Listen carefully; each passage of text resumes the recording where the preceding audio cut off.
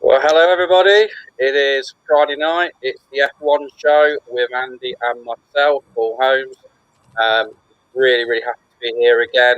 Hoping to sort of have a little look back to Portugal and obviously look forward to Spain.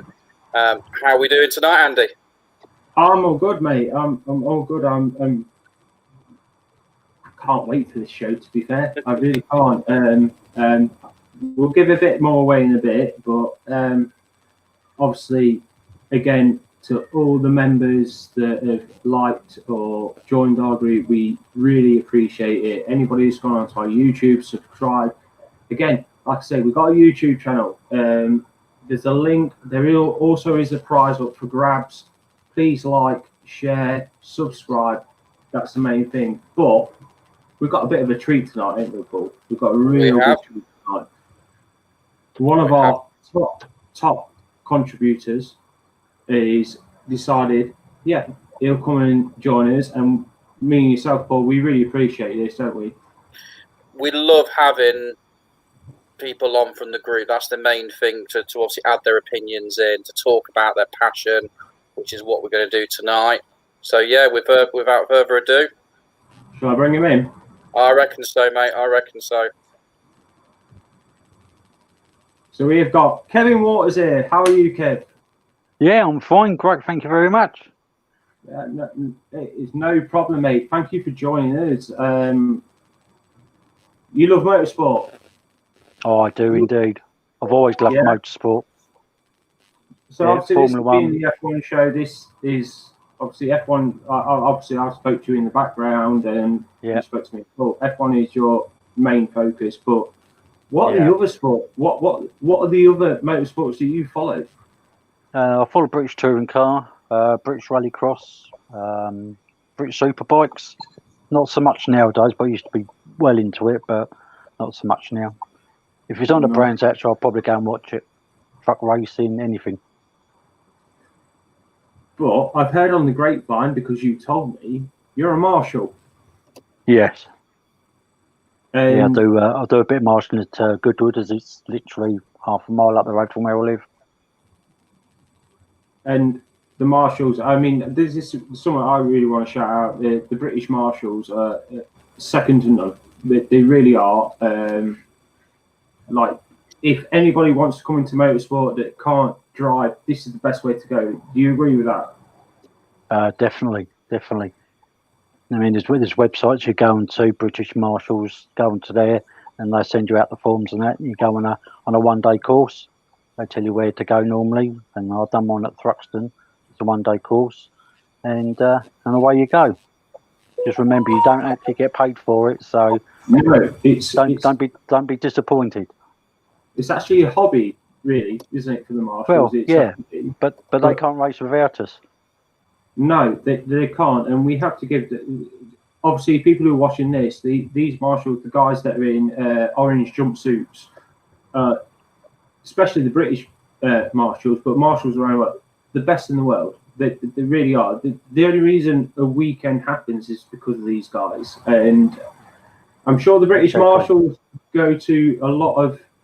They go and train, or they're at a lot of the, especially the F1, a lot of the international circuits as well, that they're invited to go out to train people to be marshals. I think it's a great institution. I love it. And the fact you don't get paid for it, it's even better. It's more humbling. That's what I think. That's right.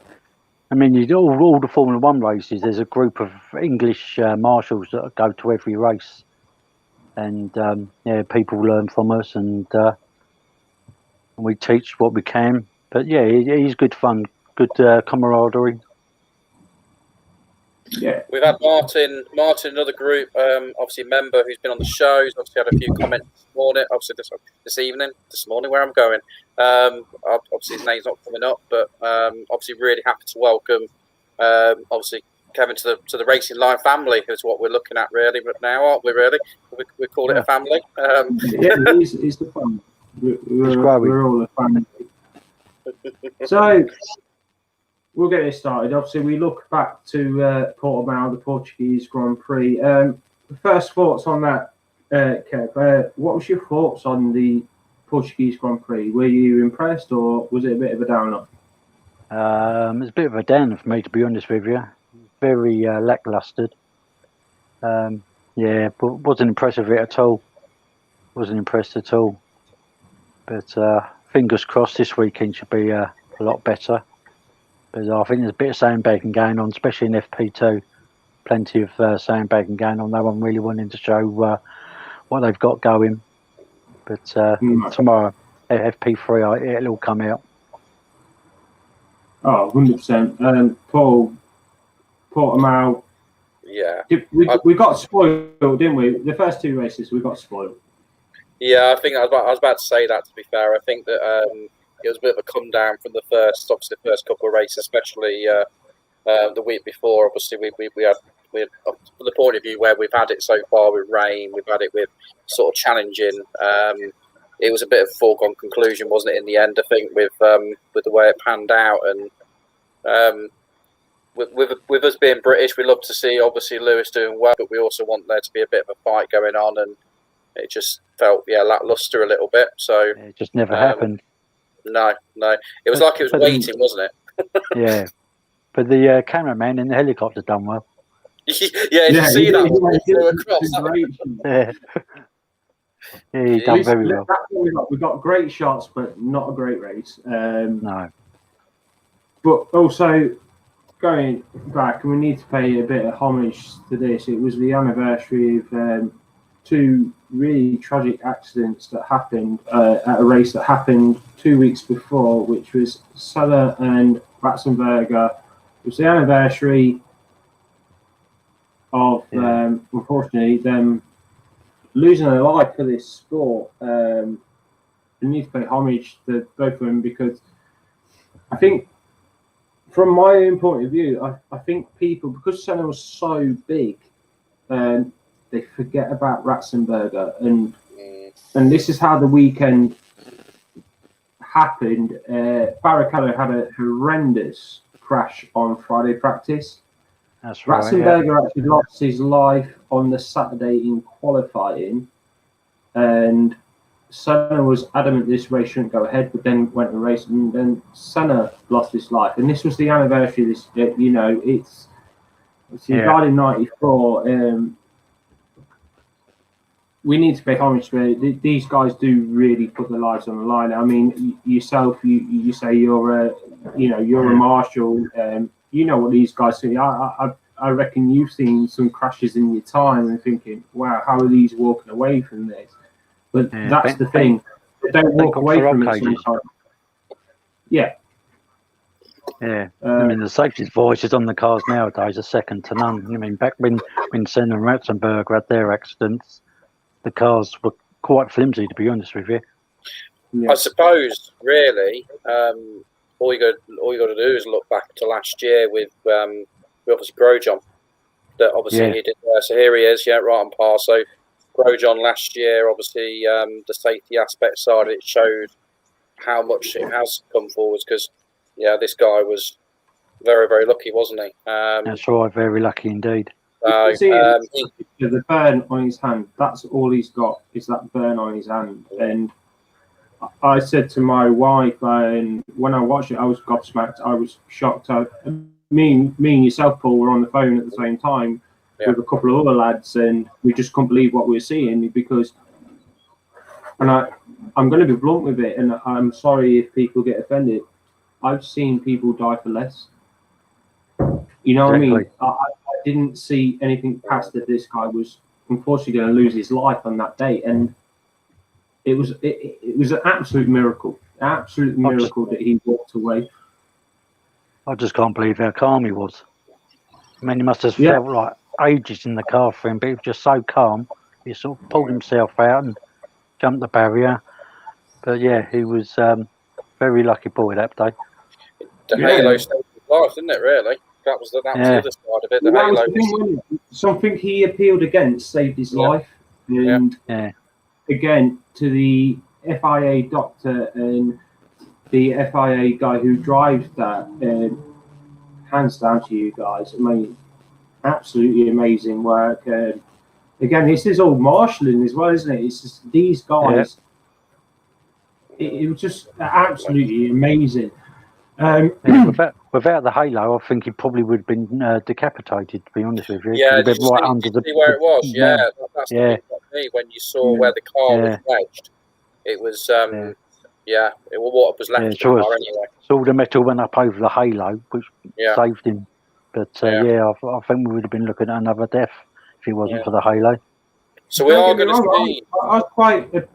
I was pretty much against the halo. To be honest, I didn't like the change on the F1 car, but safety is number one in everything, and if that is safe for them, it's just proven how much it makes them drivers safer. Okay, I'll eat my own words. I was wrong. I was wrong, and we don't want to see. I didn't like it. I didn't like it at all. The thought of having the halo, but he's proven it does do his job. What was the other? There was two proposition, wasn't there? There was a halo, and then there was the screens like they have in IndyCar racing. Yeah, the screen as well. Yeah, IndyCar went with the screen. I'm not a fan of that. The screens are actually built by Red Bull. It's their design. They build them. Yeah. But I weren't keen on any of them. At the end of the day, it's open cockpit driving. But out of two, the Halo's the better one, I'd say. But I still weren't keen on it. But now it's proved it can do its job. Then I'll go with it.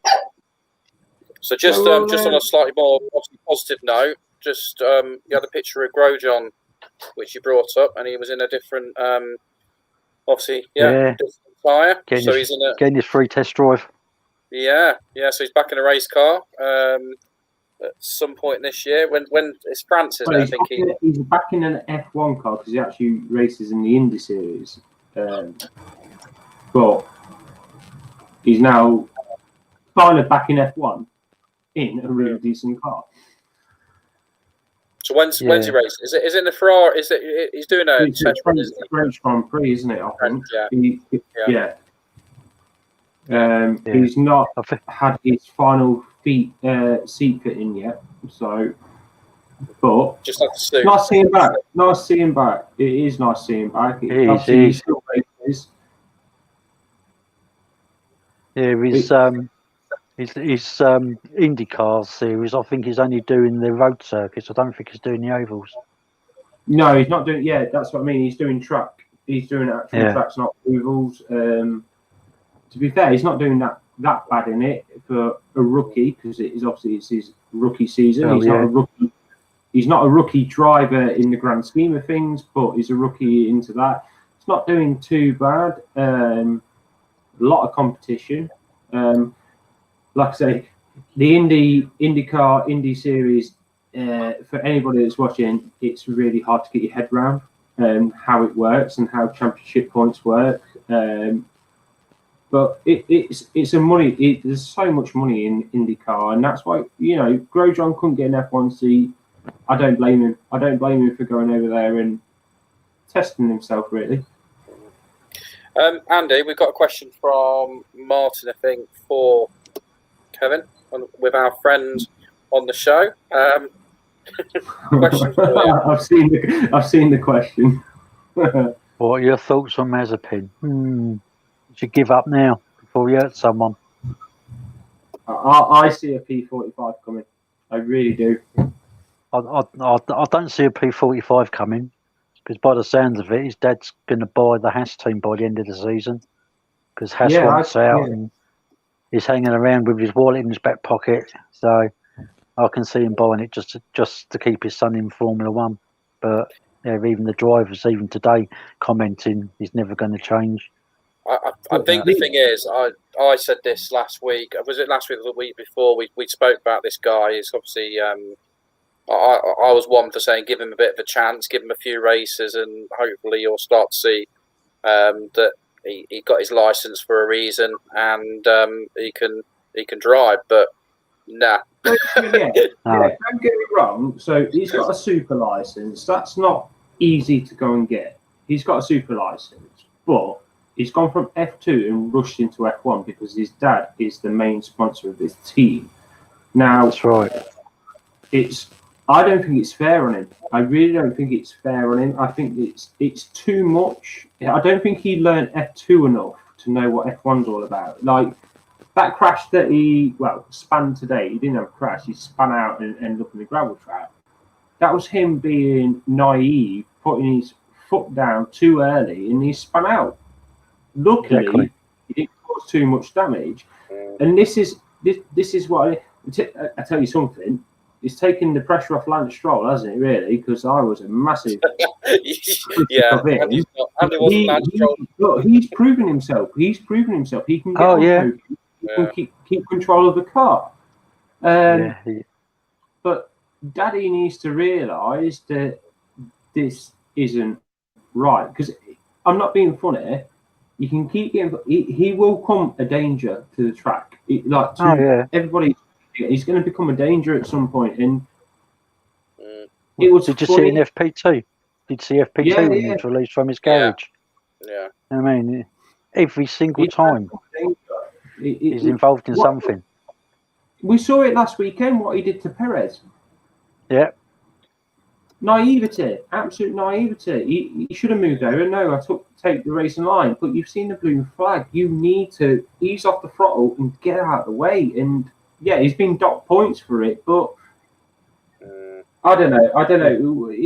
His team, the team that are behind him. I'm not talking about Haas. I'm talking his own personal team. Need to be talking to him, because the last thing I want is for him. This is demoralising for him at the minute.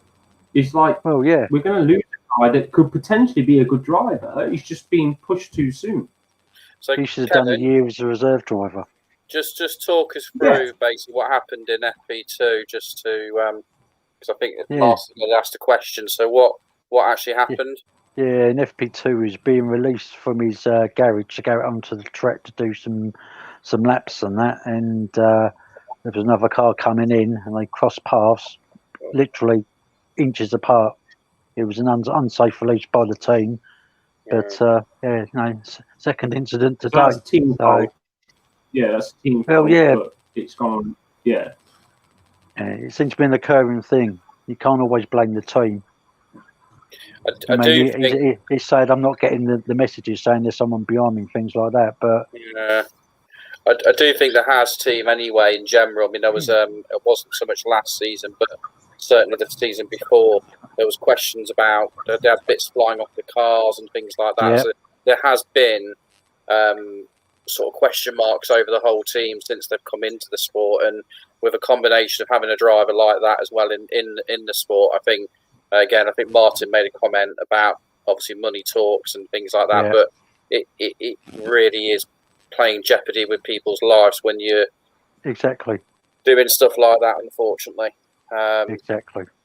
But maybe he should have done a year as a test driver and got used to being in a car and working it from there. But as it goes, he's a danger not only to himself but to other people. I mean, talking about... You go, Andy, sorry. Right, I want to fly a question over to you. Obviously, 2 races before this one, obviously, Lewis is doing what Lewis does best. I mean, he was lucky in the first one, close in the second, but he was miles away in this one. Is he showing his class, do you think? I'd say, to be honest with you, I'm not really a fan of Lewis Hamilton. I don't like people who win too often. Makes the sport boring. But his fault, is it? Exactly. You can't take his skill and talent away from him. Everything he's done, he's earned and deserved. But it's weird this year because 1 week the car will work lovely, and another week he's struggling, and Max is all over him. I'd say the Honda has improved, but I still think the Mercedes is the better car. Do you not think Lewis might have had Max mentally in the first couple of races? I know Max obviously got on pole and obviously had his win and stuff, but do you think he mentally sort of got in his head? I think that's. He's very good at it. Look at last week; he done it to his own teammate. Yeah. If he wants to get in your head, he'll get in your head.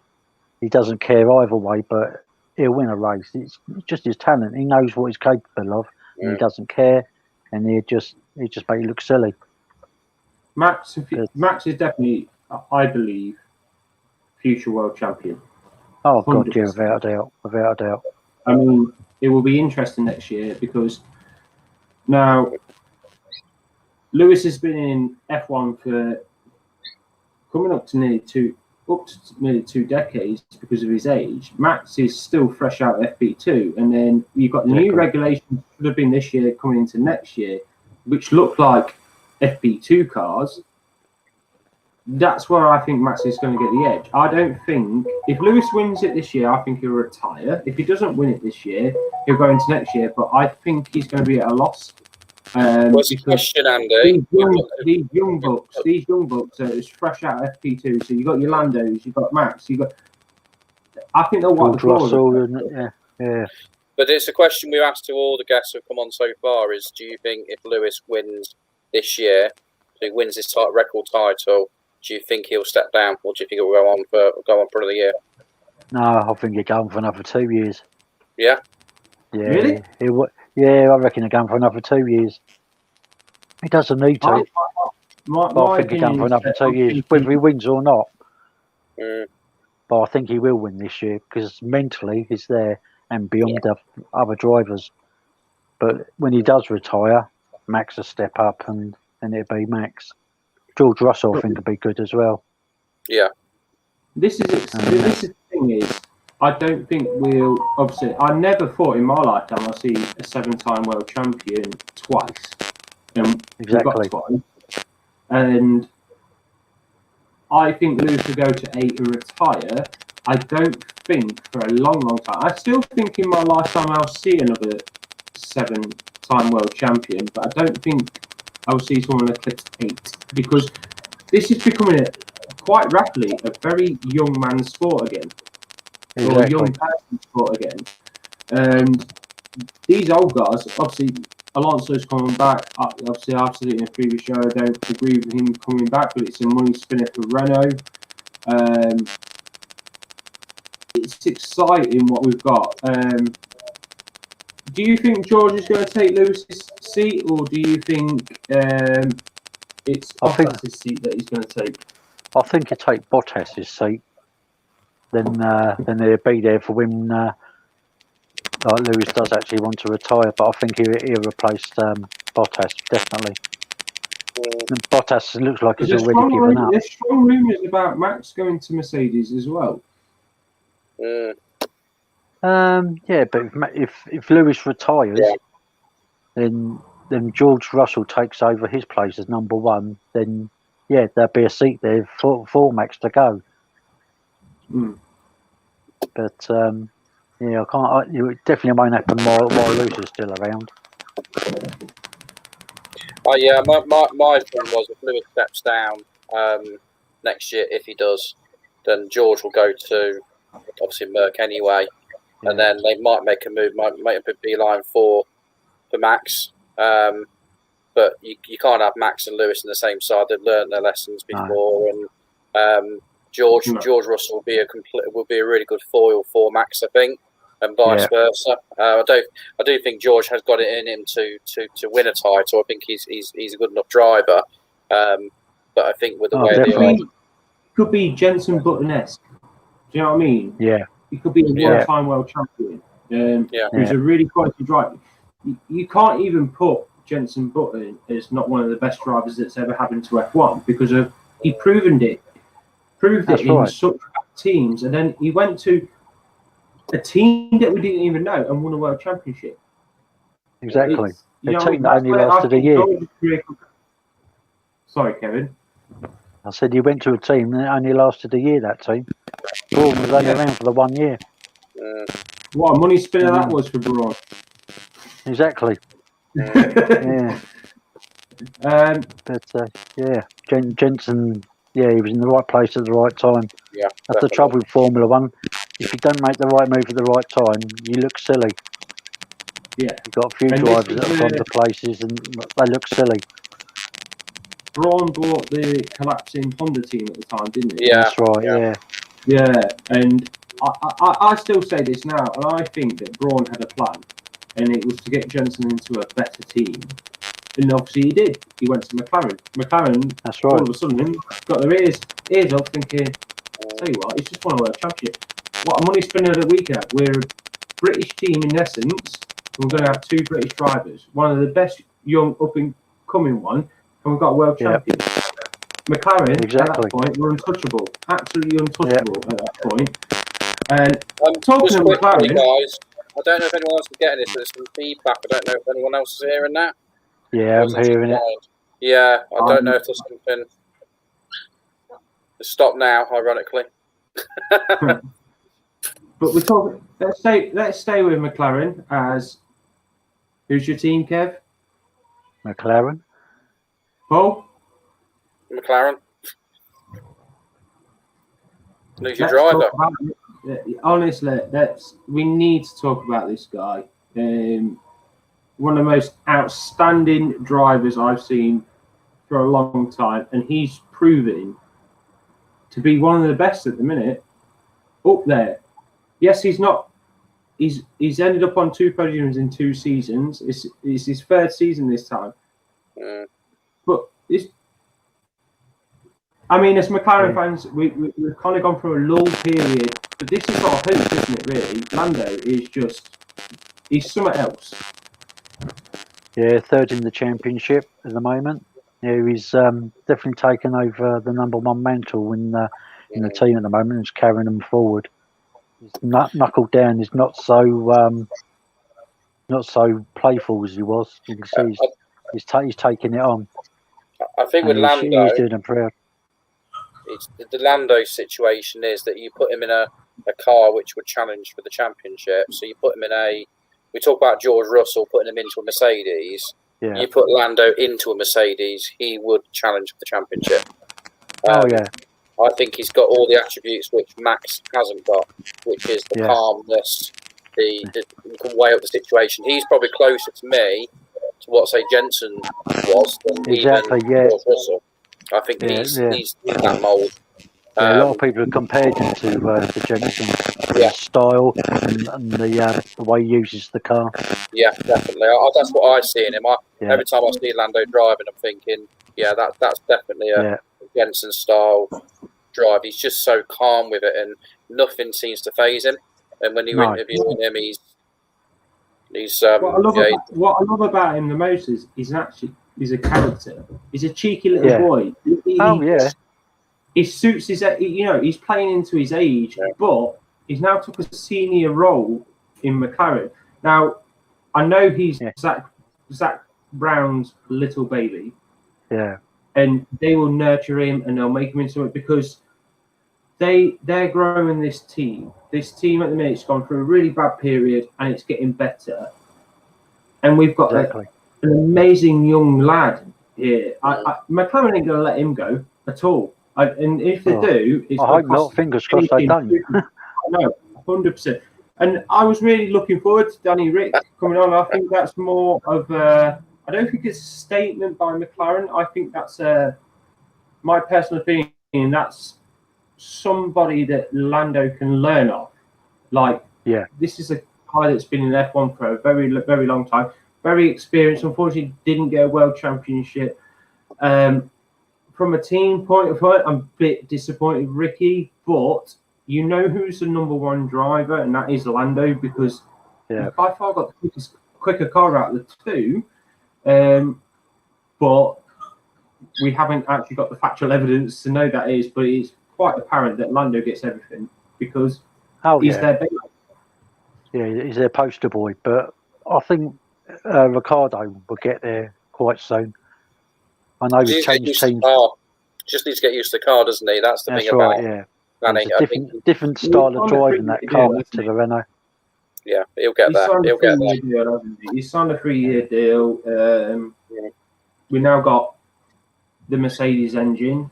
Obviously, I do believe it's a dumbed down version of the Mercedes team, which is fine, okay, but they were a Mercedes Works engine before Mercedes took over, weren't they? Yeah, That's the thing about it. People might not realise that if you go and buy a McLaren P1, like as a road car, it's actually got a Mercedes engine in it. So McLaren and Mercedes got a really good relationship. Good relationship. Are we going to go back to the days of the McLaren West and McLaren Vodafone days? Probably not, because there's a Mercedes team, which is a manufacturer. But we're up there. That's the main thing. That's right. We're in there, and because back in the old days, we like Vodafone and that. You had Norbert Held, who then went on to run the German touring cars, but Mercedes pulled out of that as well now. I don't know if he's still working for Mercedes or retired, but then Toto Wolff came in and he sort of took it all over. So what Norbert Held used to do, Toto Wolff now does.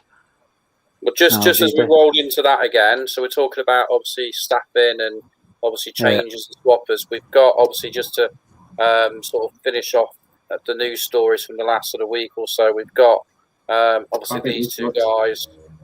Oh, you did it. I'll do it again. All right, my fault. But yeah, we've got obviously a bit of a swap round with a few engineers jumping out and going to Red Bull. I think it's 5 in total. But there's got more to go as well. They can't go to the next season.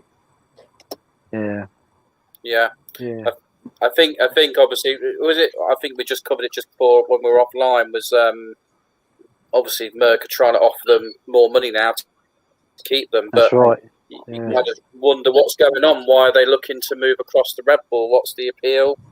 Exactly. It's the development wise, isn't it, really? Because as of next year, Red Bull buy the engines and have to maintain and develop them. Because obviously we've got an engine freeze up until the end of next season, haven't we? It's end of next season, people can develop their engines again unless there's another rule comes in. I think that's the appeal. And then Red Bull, how many millions and billions of pounds are Red Bull worth? Not just in F1, I'm talking about the franchise Red Bull, can throw money. And Merck is massive, but, you know, it's interesting. There must be something there that these engineers like that. Wait a minute, you're going to give us a blank piece of paper and we can do something. Where if you're at Mercedes, which is a works team, you have to work within what they've got. Red Bull are about to set on this new adventure of this is the first time they get to develop their own engine. They buy an engine and they develop it and tweak it and everything like that. But they're not buying the engine; they're building the engines. They're building the engines. They're building the engines. They're buying all the parts from Honda. But they've got the factory and the machinery from Honda, and they've built their own factory. Some of the Honda engineers are staying on, and obviously they're getting some of the Mercedes engineers going over as well. And it's like a crossover period, isn't it? They're staying just to teach these guys this is what we do and how. Yeah. but they could be quite powerful, Red Bull. They could be quite powerful, I think, in a few years' time. You think that everything that Red Bull does, they've got their own ice hockey teams, they've got football teams, they do extreme sports, they do loads of stuff. It's not just a drink; it's all the other stuff that goes with it. Brand, isn't it? The brand. Yeah, it is. It is the brand. Yeah. It's a brand. Yeah. So, we could talk all night. We really could do. We could keep on going and going and going. And but very, very quickly to sort of finish off, we've obviously got the Spanish or the Catalunya Grand Prix coming up this weekend. We tend to finish it off with asking for predictions on who you think. Do we do poll or do we just go straight in for the race result? Top three. Andy? The top three going from third to first. So who's going to finish in third and who's going to win? So going that one. I'm going to say Leclerc for third. Ooh, okay. Max for second, and Hamilton to win. Interesting. That's interesting. Yeah.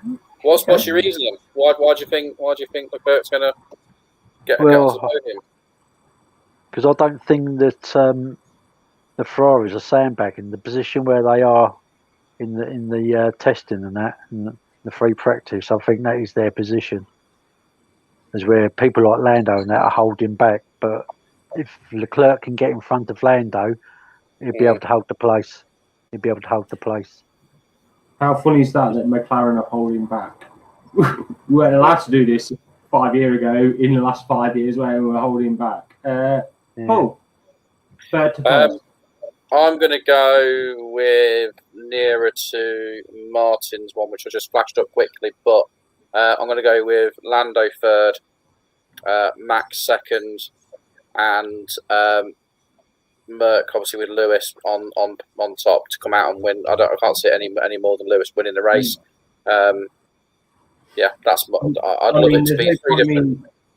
Me going through this, because I actually agree with yourself, Paul. I was going to put Lando at third. I can't see the top two changing personally. It's a Hamilton win for me, but that third. I can't see Bottas.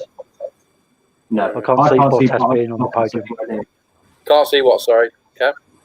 I can't see Bottas being on the podium. No, I think he's going to lose it mentally. I think he's going to completely go. I think he's already shot in the head. I think he's lost it. Yeah, I think he's lost it. His pit strategies don't help either. No, and slow pit stops. Convenient.